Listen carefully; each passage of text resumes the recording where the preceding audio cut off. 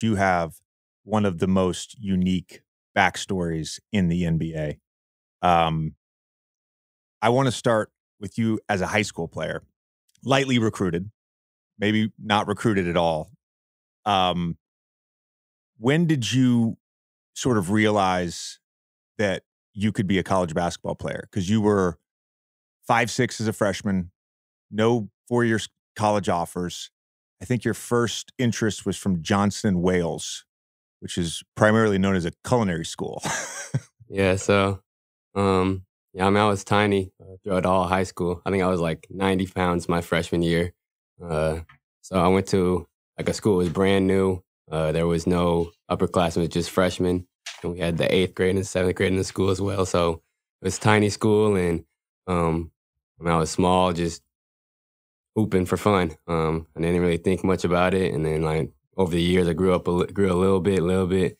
And then like my senior year, I was like 6 feet, like 150, and just nobody was interested in a 6 foot 150 kid from Parker, Colorado. So I just hooping, and I thought I was doing pretty good. I was hoping to try to get some D2s because there's a lot of good D2s in Colorado, and just nobody was talking to me. So there was times where I was like, I'm just gonna have to go to CU or CSU as just be a regular student.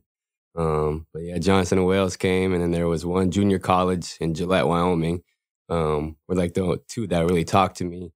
And then thankfully, Coach Culver got the job at UCCS and basically brought me on as a preferred walk-on. And I was like, I mean, it's an opportunity to play college, so I got to take it. So you were that size, but were you like killing people? Like, what did you internally know that you could do this? You just like externally were not going to get offers because of your size. Yeah, my junior and senior year, I was pretty good. I mean, we had some D1s in Parker, like Corey Calvin went to BYU and some other people. So I was playing well against them, so I knew I could play. I just was small, and that's what everybody saw was just my size, and they just didn't really give me a chance. So I felt like I could play. I mean, I'm just a small guy that I'm going to just keep working and getting better and better. But they were just like, he's a dime a dozen. Like everybody's like that in Colorado. So there was nothing really special about me. You mentioned Coach Culver. Coach Culver was at Johnson and Wales. Then he got the job at Colorado Springs, and then he brought you on as a preferred walk-on. I read that you paid off student loans with your first NBA paycheck. Is that true? Yeah.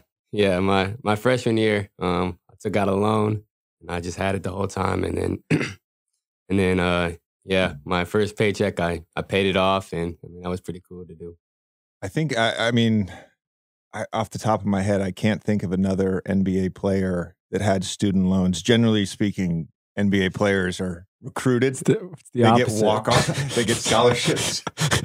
Or they just get a bag of cash to go to college. Either way. The decision to because you ended up killing at Colorado Springs. You're an All-American by your junior year, averaging 26 a game. The decision to then transfer to Colorado and sit out a year, which, I mean, again, this is wild to me to think of this route that you took.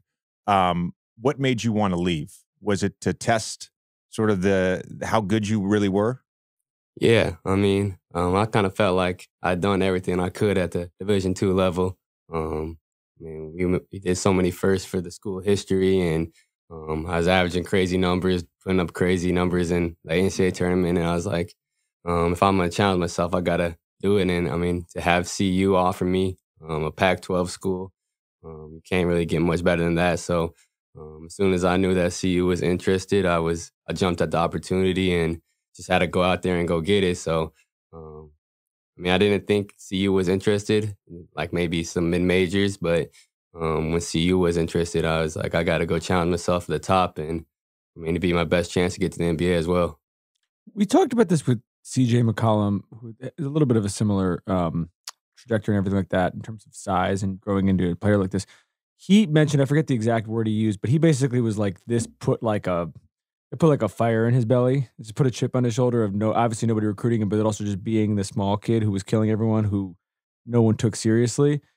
Did you have that? And did you have that throughout college, or did it start to go away? Or like, what was your process there? Yeah, I had my whole time at UCCS because I mean every school in the RMAC had an opportunity to recruit me.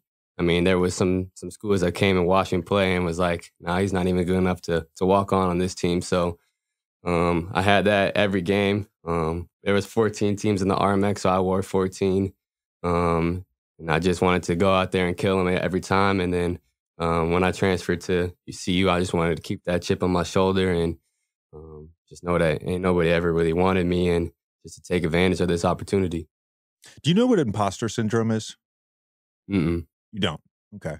Imposter syndrome is basically something that happens to a lot of high achievers in that they think they know they're talented, they know they're good at whatever they do, but they think they're going to be found out as a fraud. And I don't mean this in a negative way, but you sort of fit the profile. Like Duncan Robinson, we talked with Duncan Robinson about this because I think he had. I had it to a degree. A lot of people have it. And you sort of mentioned one of the reasons you wanted to go to Colorado and leave was because you thought it was your best chance to get to the NBA. And I want to sort of get that context and that framework of your mindset in college where you're not recruited, you're walking on a D2 school, and then within a few years, you're thinking about the NBA. How does that sort of happen so quickly? I don't even know because, I mean, I remember when I was in high school, people were like, "You're going to just go to UCCS for like a year or two and transfer?" And I'm like, "No, I'm going to be there for 4 years and just going to try to play out my 4 years there, maybe in 5 because I was supposed to redshirt." So I never even thought of the NBA. I never thought it was like an opportunity until like the end of my junior year. I used to coach the Chauncey Billups camps in Colorado, and he had Jamal Crawford in, and we were just playing at lunch, and I started playing well. I started getting more time because when I first started coaching, they didn't let me on the court, and then I started getting some more time playing well, and Chauncey was like, "You got a chance," and just hearing someone like that say that, it just gave me confidence and motivated me to just keep going and then to challenge myself. Because I mean, I'm kind of a shy kid. That's everybody's like that. It's like you got to have more confidence in yourself. So once I hear that, you got to just go for it. Did Jamal bust your ass? He was on my team. Oh, he was on your team. Yeah, we were killing it. We killed it. As always, thank you for listening to the show. Please subscribe on YouTube, Spotify, Apple, Wondery, wherever you listen to your podcast. We appreciate you guys.